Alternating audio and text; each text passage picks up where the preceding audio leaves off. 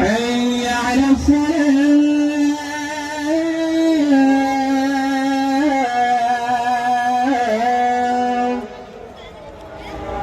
حي على الفلاح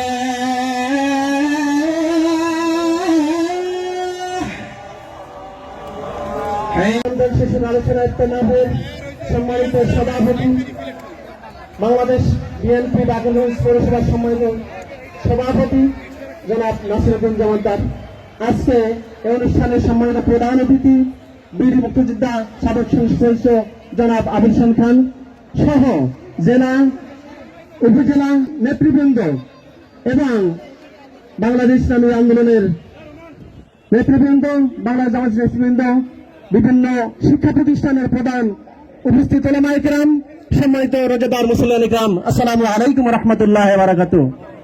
শুকরিয়া আদায় করছি।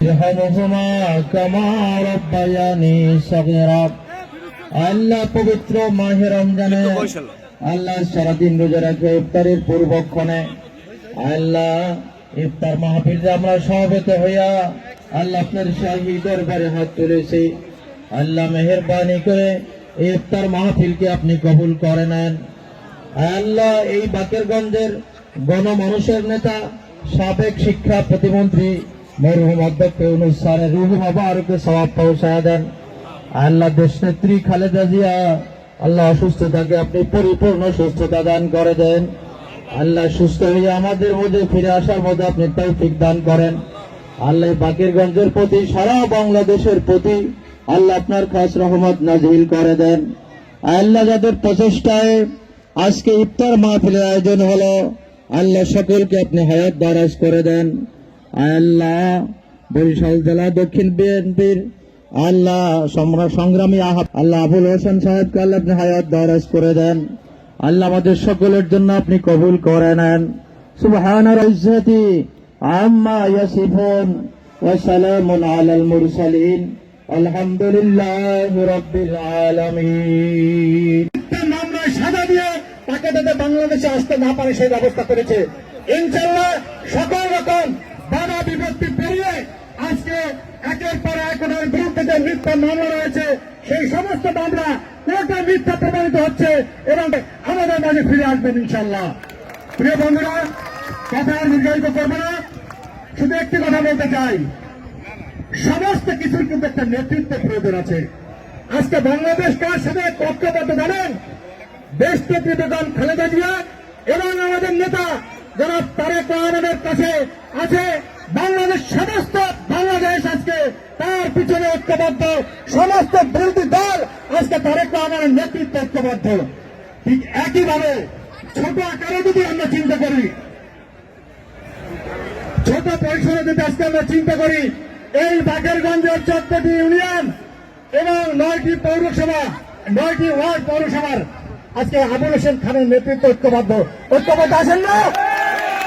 ইনশাআল্লাহ আগামীতে বাংলাদেশে যে কয়েকটি আসনে আমাদের নেতা যখন নির্ধারিত হয়ে রয়েছেন তার মধ্যে বাকেরগঞ্জ ইনশাআল্লাহ একটি। এই বাকেরগঞ্জের আগামী নির্বাচনে আপনারা সকলে ঐক্যবদ্ধ হবে এবং ধানের শীষ মার্কায় নির্বাচনে ঐক্যবদ্ধ থেকে বিজয়ী করবেন এই আশাবাদ ব্যক্ত করে আমি আমার বক্তব্য শেষ করছি। আল্লাহ হাফেজ। বাংলাদেশ জিন্দাবাদ, জিন্দাবাদ। আগামী রাষ্ট্রনায়ক তারেক রহমান জিন্দাবাদ, দেশনেত্রী বেগম খালেদা জিয়া জিন্দাবাদ। আমরা আমাদের নেতা তারেক রহমান আজকে বাংলাদেশের 18 কোটি মানুষ তারেক রহমানের অপেক্ষা আছে। আমাদের নেতৃত্বে খালেদা জিয়া অসুস্থ অবস্থা লন্ডন গিয়ে চিকিৎসা নিয়ে কিছুটা সুস্থ হয়েছেন, কিন্তু ইনশাআল্লাহ বাংলাদেশে ফিরে আসবে। গত 17 বছর আমরা একটি প্রতিবাদের বিরুদ্ধে জনগণের ভোটের অধিকার আদায়ের দাবিতে আন্দোলন সংগ্রাম করে আমাদের বহুত নেতাকর্মী জীবন দিয়েছে।